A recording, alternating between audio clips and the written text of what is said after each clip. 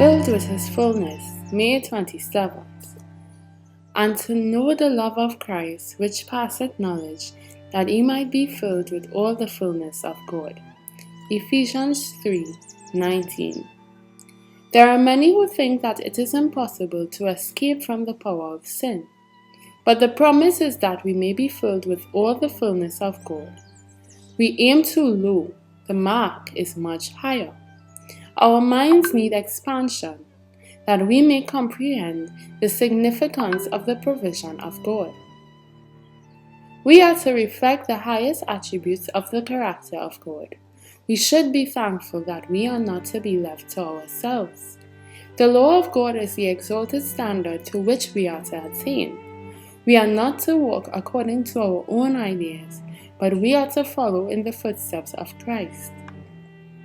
The work of overcoming is in our hands, but we are not to overcome in our own name or strength, for of ourselves we cannot keep the commandments of God. The Spirit of God must help our infirmities.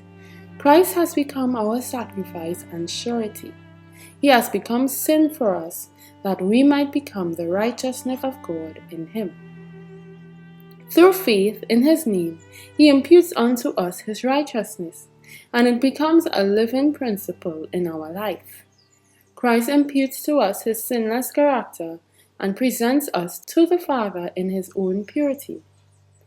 We cannot provide a robe of righteousness for ourselves, for the prophet says, "All our righteousness are as filthy rags."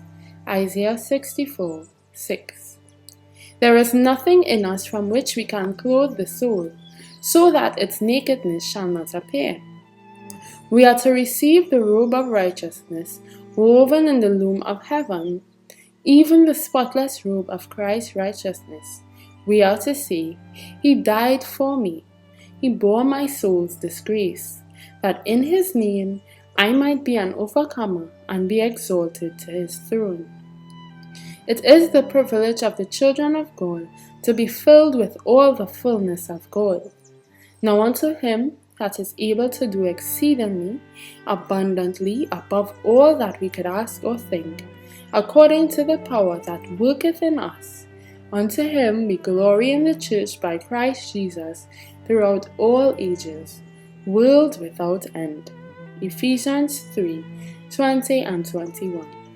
That I may know him, 302, from Our Father Cares, page 159.